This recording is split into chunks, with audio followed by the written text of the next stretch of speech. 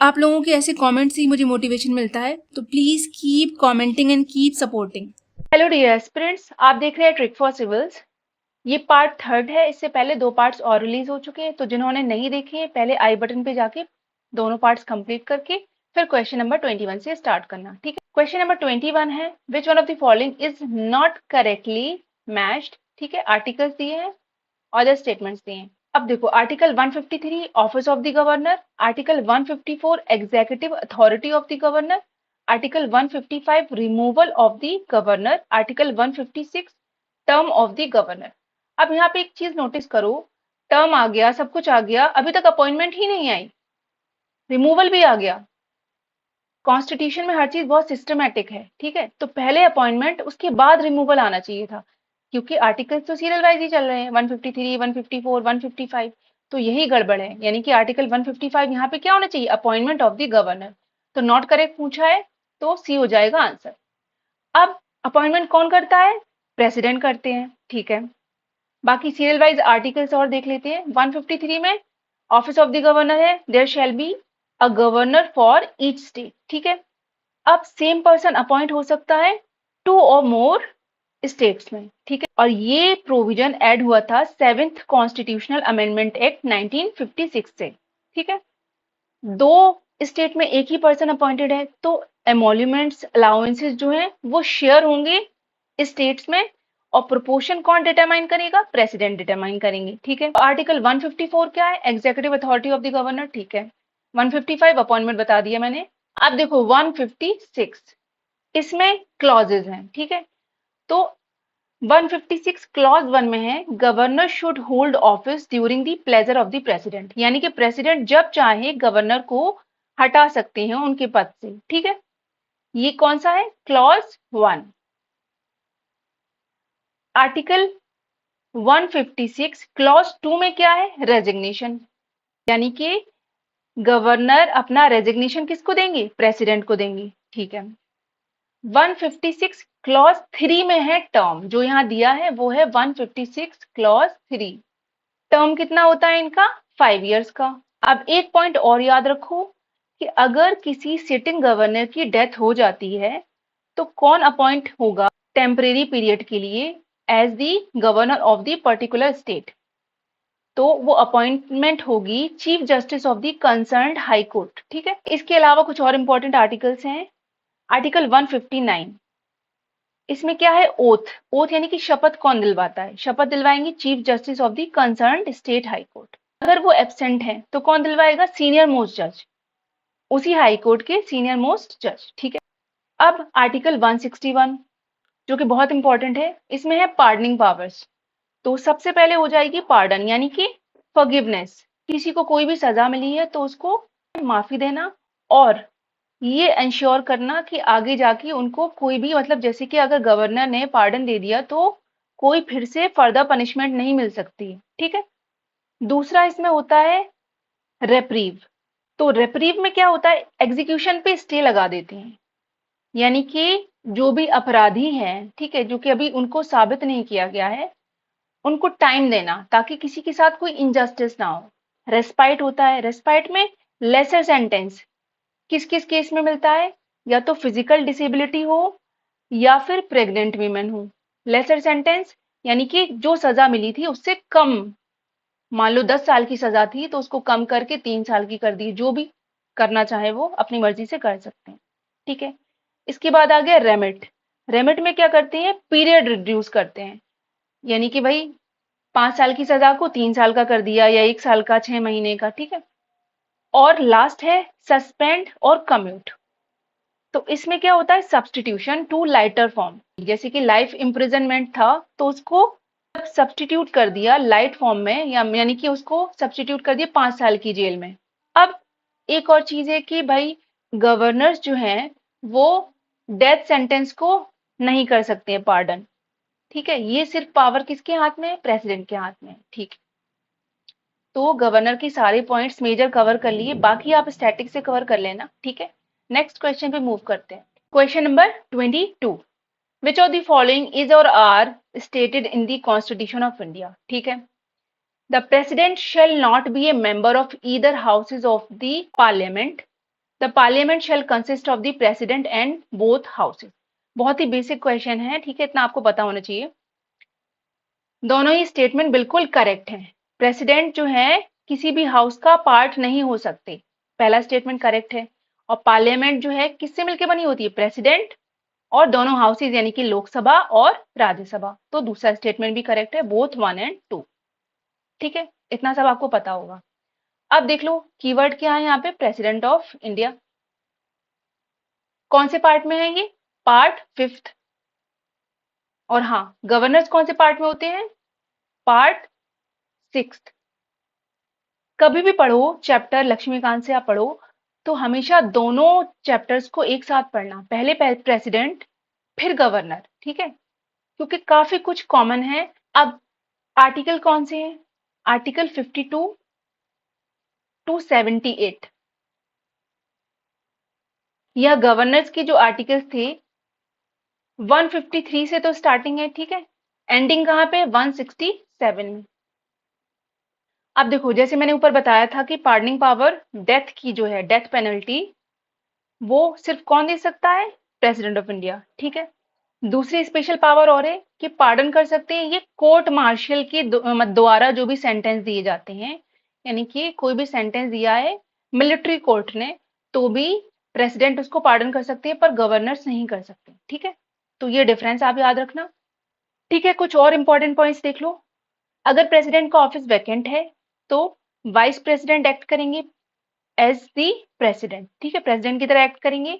और अगर वो भी एब्सेंट हैं तो चीफ जस्टिस ऑफ इंडिया, अगर वो भी एब्सेंट हैं तो सीनियर मोस्ट जज of the supreme court of India, ठीक है। प्रेसिडेंट को ओथ कौन दिलवाता है? ओथ दिलवाती हैं चीफ जस्टिस ऑफ इंडिया, ठीक है। अगर वो एब्सेंट हैं तो सीनियर मोस्ट जज ऑफ सुप्रीम कोर्ट, ठीक है। कौन से आर्टिकल में है? आर्टिकल 60। अब बहुत ही इंपॉर्टेंट पॉइंट्स बताने जा रही हूँ, ध्यान से सुनना और उसको नोट कर लो। कौन कौन से ऐसे ऑफिसेज हैं कॉन्स्टिट्यूशन में जिनकी अपॉइंटमेंट प्रेसिडेंट ऑफ इंडिया करते हैं? नंबर 1 पे आ गए प्राइम मिनिस्टर ऑफ इंडिया, ठीक है, अब सारे इंडियंस ही हैं, ठीक है, प्राइम मिनिस्टर और अदर मिनिस्टर्स, ठीक है, काउंसिल ऑफ मिनिस्टर्स में जितने मिनिस्टर्स हैं तो उनकी अपॉइंटमेंट और प्राइम मिनिस्टर की अपॉइंटमेंट, ठीक है। नंबर 2 पे आ गए attorney general of India. Number 3 पे आ गए controller and auditor general of India यानी कि कैग का जो ऑफिस है, ठीक है, उनकी अपॉइंटमेंट। नंबर 4 पे chief election commissioner and other election commissioner, ठीक है। नंबर 5 पे यूपीएससी, उनके चेयरमैन और मेंबर्स। और इसके बाद नंबर 6 पे आ गए गवर्नर्स। गवर्नर्स ऊपर ही बता दिया कि कौन करता है अपॉइंट? प्रेसिडेंट करते हैं, ठीक है। और लास्ट है नंबर 7 फाइनेंस कमीशन की चेयरमैन और मेंबर्स, ठीक है। ये बहुत इंपॉर्टेंट है, एग्जाम में पूछ सकते हैं। तो हमने ज्यादातर इंपॉर्टेंट पॉइंट्स कवर कर लिए, ठीक है। इसके अलावा प्रेसिडेंट जहां जहां आते जाएंगे हम लोग कवर करते जाएंगे थोड़ा थोड़ा, क्योंकि एक साथ बहुत सारा कवर करवाना फिर वीडियो बहुत लॉन्ग हो जाएगा, ठीक है। बाकी आप लोग स्टैटिक से रिवाइज करते रहो साथ साथ। ओके, नेक्स्ट क्वेश्चन पे मूव करते हैं। Question number 23। Consider the following statements. An amendment to the constitution of India can be initiated by the Lok Sabha, Rajya Sabha, state legislatures, president of India, ठीक है। अब देखो सबसे पहले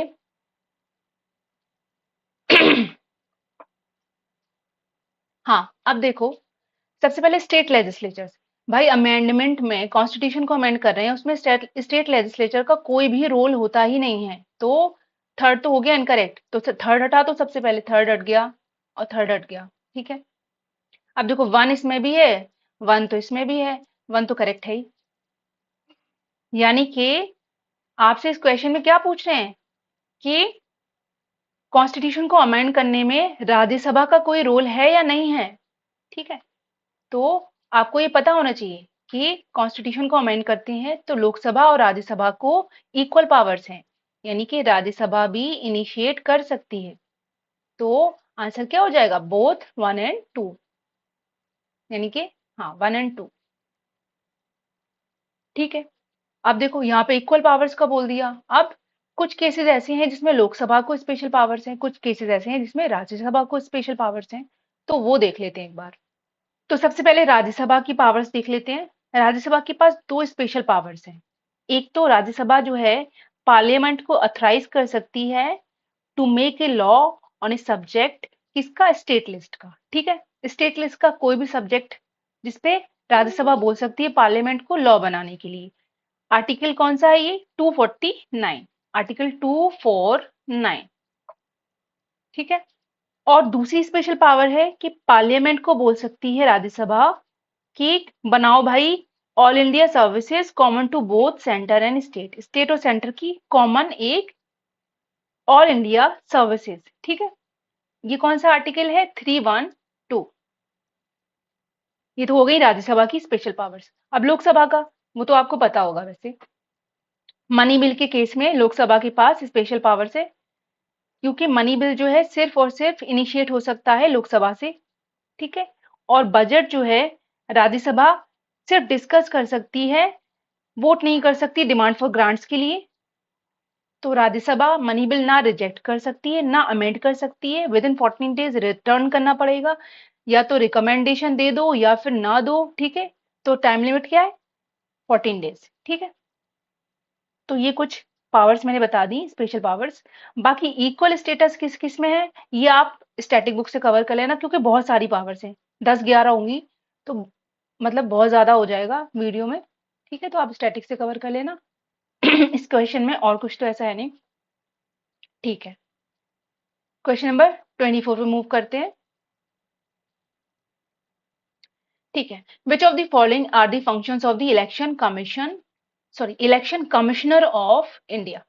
okay, conduct of election for the post of the speaker and deputy speaker of the Lok Sabha and deputy chairman of the Rajya Sabha, conduct of elections of the municipal corporations and municipalities, deciding on all doubts and disputes arising out of the above election।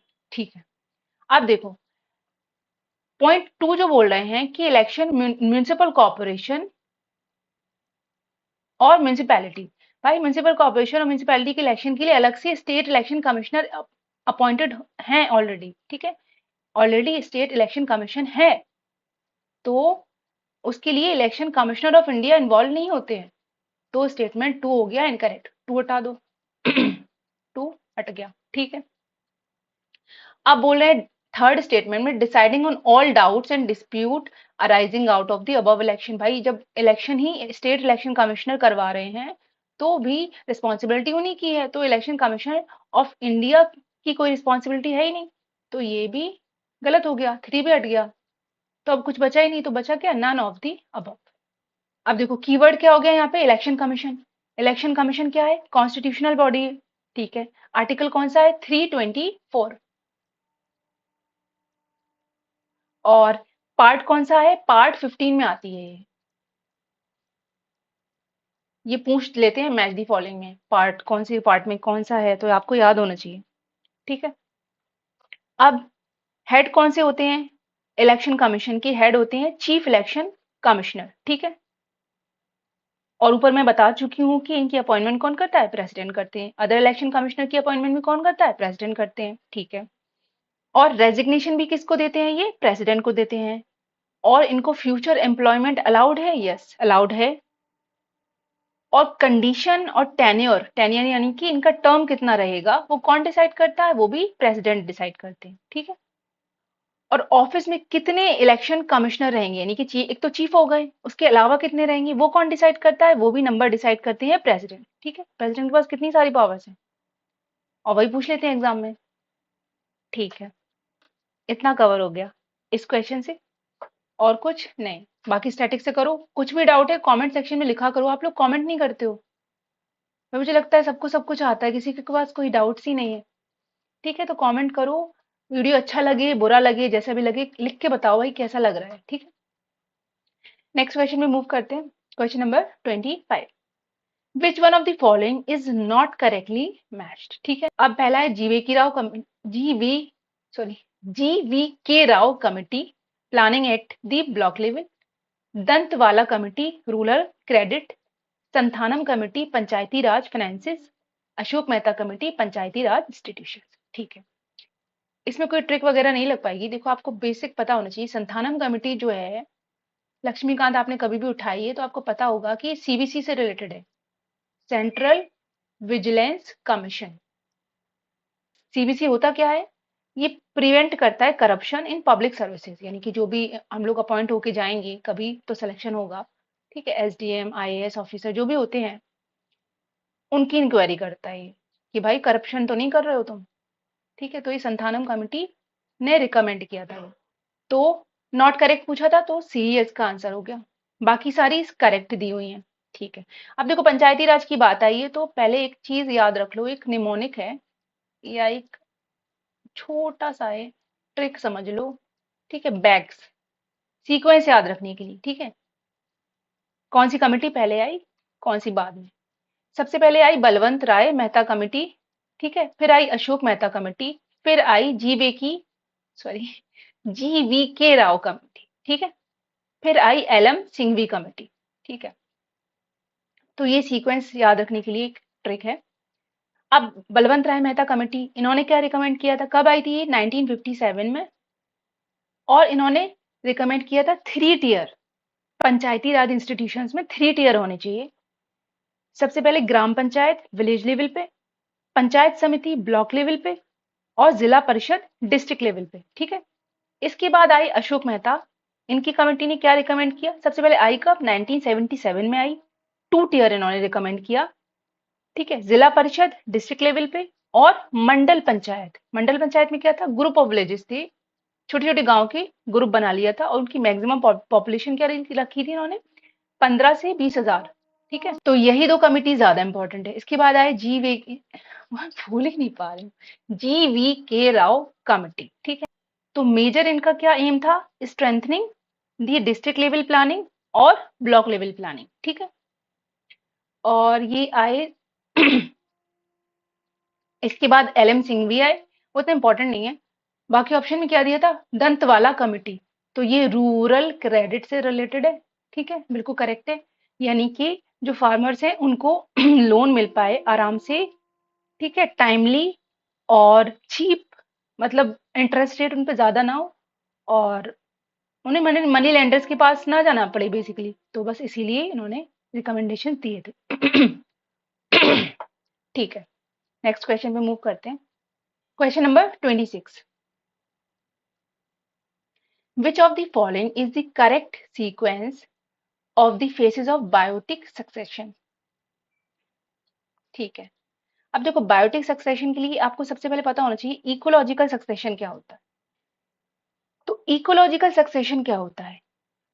कोई भी community है plant की, ठीक है, या animal की community है, तो उसका या तो रिप्लेसमेंट हो जाता है या वो चेंज हो जाती है कंप्लीटली इनटू अनदर, यानी कि कुछ वैरायटी थी वो कंप्लीटली चेंज होके कुछ और वैरायटी बन गई।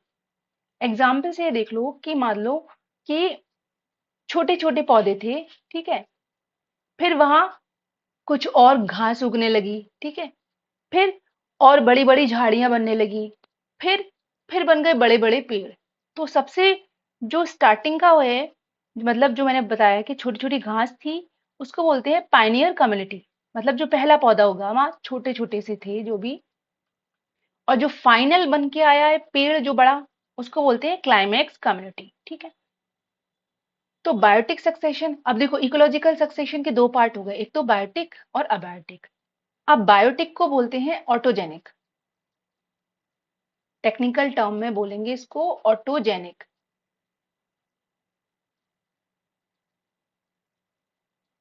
ठीक है। और अबायोटिक को बोलेंगे एलोजेनिक, ठीक है। अब यहाँ पे सिर्फ बायोटिक समझ लो, बायोटिक मतलब जो प्लांट उगेगा ना, मतलब जो बायोटिक कंपोनेंट होते हैं वही कर रहे हैं सक्सेशन। अब जैसे कोई प्लांट है उसके सीड्स उड़ के पहुंच गए, ठीक है, फिर वो सीड धीरे धीरे क्या हो गए? छोटे छोटे पौधे बन गए, फिर और बड़े हो गए और बड़े हो गए, फिर बड़े बड़े ट्रीज बन गए। तो अब यही यहाँ पे क्या बोला है कि सीक्वेंस बताना है कि भाई पहले क्या हो रहा है, उसके बाद क्या हो रहा है, फिर उसके बाद क्या हो रहा है। तो सबसे पहले क्या हुआ? बीज उड़ के पहुंचे, यानी कि उन्होंने क्या किया? माइग्रेट। तो माइग्रेशन हो जाएगा सबसे पहले, तो जिनमें माइग्रेशन है उनको कर दो, बाकी के दो हम हटा देंगे, ठीक है। अब क्या हुआ? वहां पे वो थोड़ा उन्होंने सेट होना शुरू किया, मतलब उन बीजों ने अपनी जगह बनाई, ठीक है। तो उन्होंने जो जगह बनाई उसको बोलते हैं ईसीएसएस, ठीक है, यानी कि वो सेट हो गए वहां पे। फिर अब देखो पौधे उगे, ठीक है, वो बड़े हुए और वहां एटमॉस्फेयर चेंज हुआ, जैसे कि पौधा बड़ा हुआ, उगा वहां पे, तो उसने शेड बना दी, छाया हो गई वहां पे, और भी सॉइल में चेंज आ गया, तो यानी कि उससे कुछ रिएक्शन हुआ, ठीक है। फिर वो स्टेबिलिटी उन्होंने ले ली और वो स्टेबलाइज हो गए, तो यानी कि वो क्लाइमैक्स स्पीशीज बन गए, ठीक है, सबसे लास्ट स्टेज। तो सबसे पहले माइग्रेशन, फिर ईसीजेस, फिर उसके बाद रिएक्शन, फिर स्टेबलाइजेशन। तो ये होगा करेक्ट सीक्वेंस, यानी कि option D is the correct fit. Okay, ठीक है, इस क्वेश्चन में इतना ही। नेक्स्ट क्वेश्चन में मूव करते हैं। क्वेश्चन नंबर 27 गिवन बिलो, ठीक है ठीक है, असर्शन रीजन है। असर्शन दिया है रिलेटिव ह्यूमिडिटी डिक्रीजेज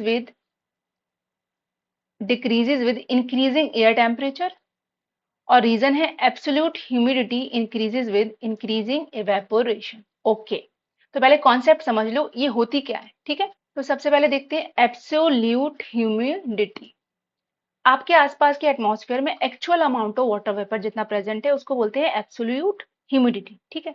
अब हर जगह पे सेम नहीं होता, अलग अलग होता है, क्योंकि कहीं पे एयर वार्म है, कहीं पे कोल्ड है, ठीक है, ठंडी हवा, गर्म हवा।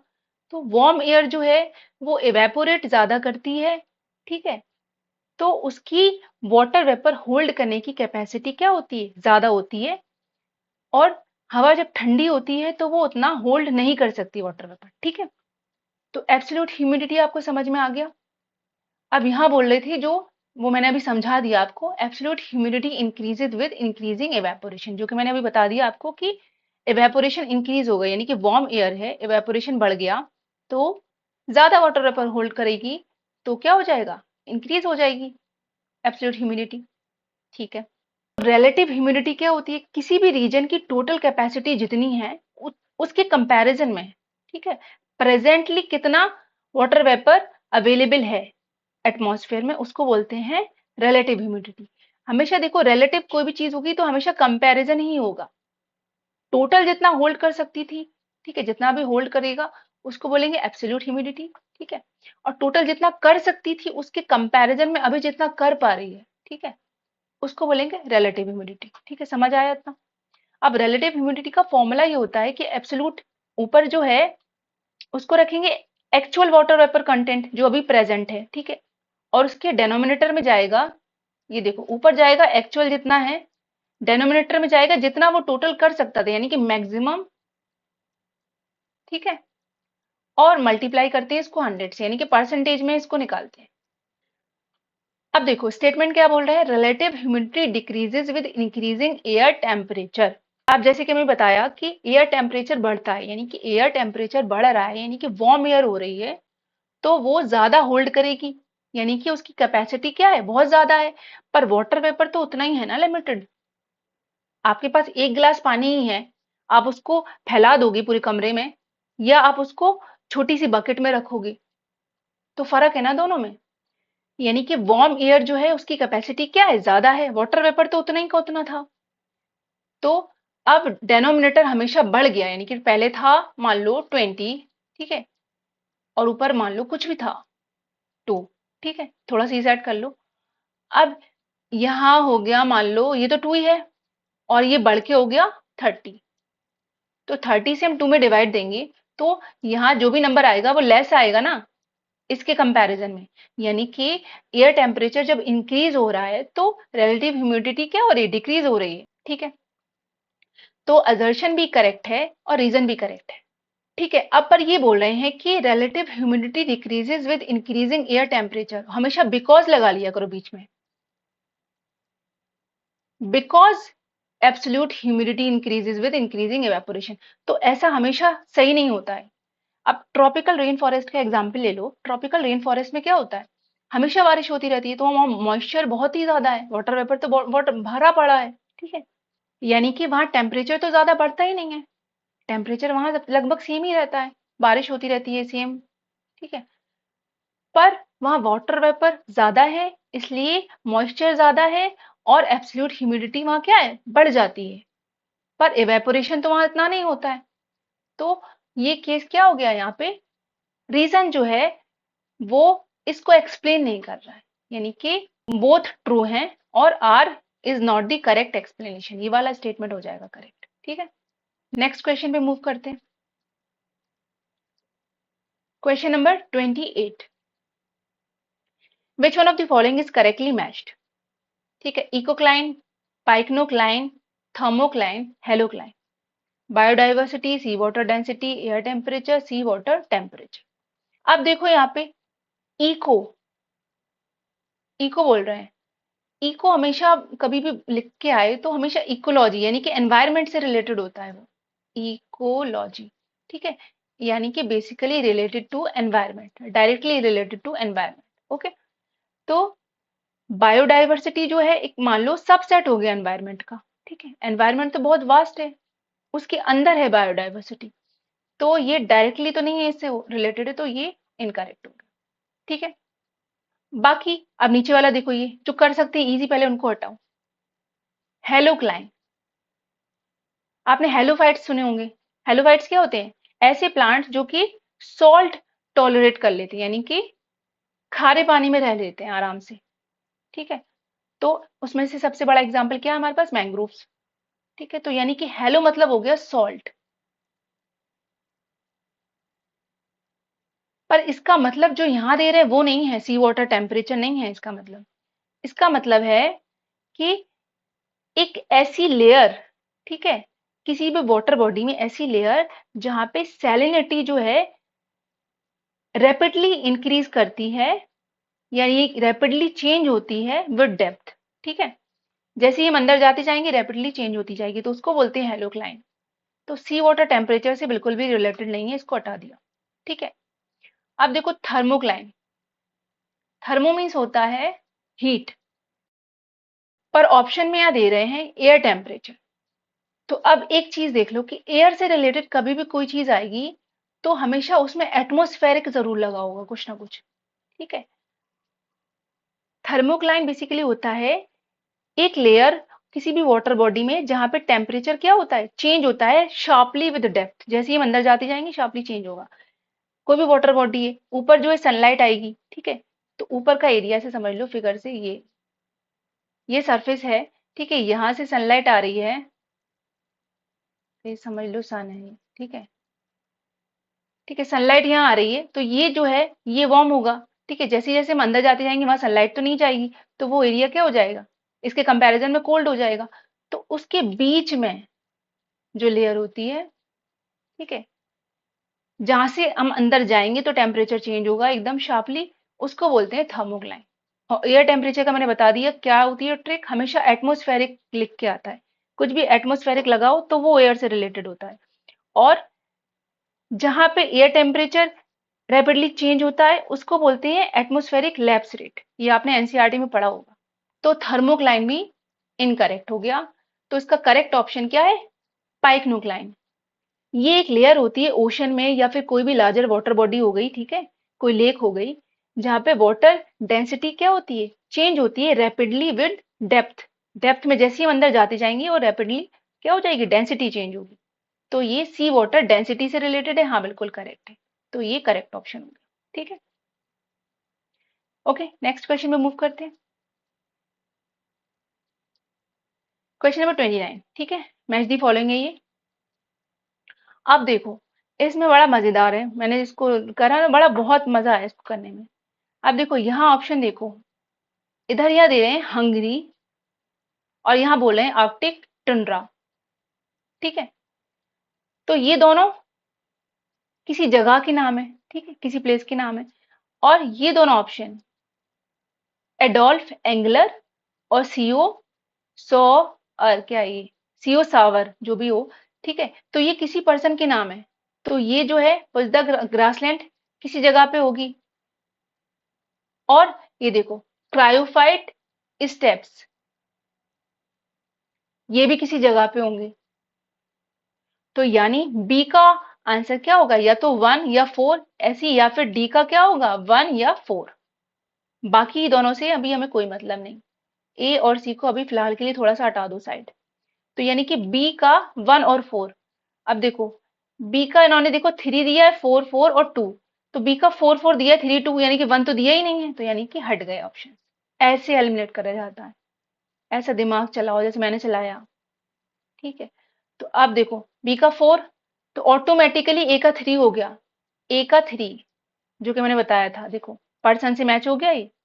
प्लांटिंग हेयर, इन्होंने कुछ वो डिस्कवरी की होगी। ठीक है, तो ये इससे रिलेटेड था। तो ए का 3 हो गया, बी का 4 हो गया। अब देखो सी और डी में बस हमें मैच करना है। अब मैंने जो बता दिया आपको, ये कोई जगह का नाम है, तो किसी जगह पे किसी प्लेस से रिलेटेड होगा ना ये।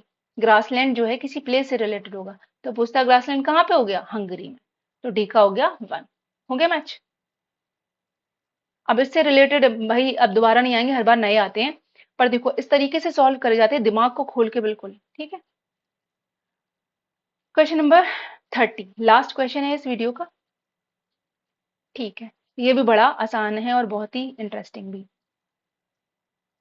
ठीक है, विच one of the following pairs, ठीक है, एल्यूमिनियम प्लांट दिए हैं और स्टेट दिए हैं, नॉट करेक्टली मैच बताना है। ठीक है, अब देखो नीचे से पढ़ो।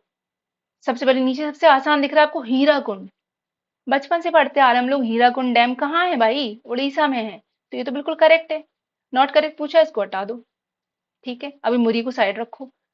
अब देखो बेलागावी, बेलागावी, बेलगांव, बेलगांव सुना सुना आ रहा है नाम, वही बेलागावी है। बेलगांव, महात्मा गांधी ने एक ही कांग्रेस का सेशन प्रिसाइड किया था, जो कहाँ हुआ था, बेलगांव में। उसका दूसरा नाम क्या है, बेलागावी है, और वो कहाँ है, कर्नाटका में है। ठीक है, बेसिक स्टैटिक का पार्ट है ये, तो ये भी इनकरेक्ट नहीं है, हटा दिया इसको भी।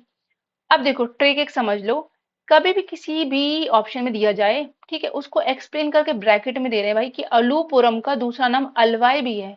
ठीक है, वो कभी भी गलत नहीं हो सकता, आप जब 50 क्वेश्चन सॉल्व कर लेना, कभी भी गलत नहीं होता है। तो अलूपुरम अलवाई कहाँ है, केरला में, तो ये भी करेक्ट है, इसको हम नहीं करेंगे इनकरेक्ट। तो आंसर क्या होगा, मुरी छत्तीसगढ़ में नहीं है, तो मुरी कहाँ है फिर, मुरी है झारखंड में। ठीक है, ठीक है, फिर इस वीडियो को यहीं तक रखते हैं, मिलते हैं नेक्स्ट वीडियो में एक नई इंसाइट के साथ।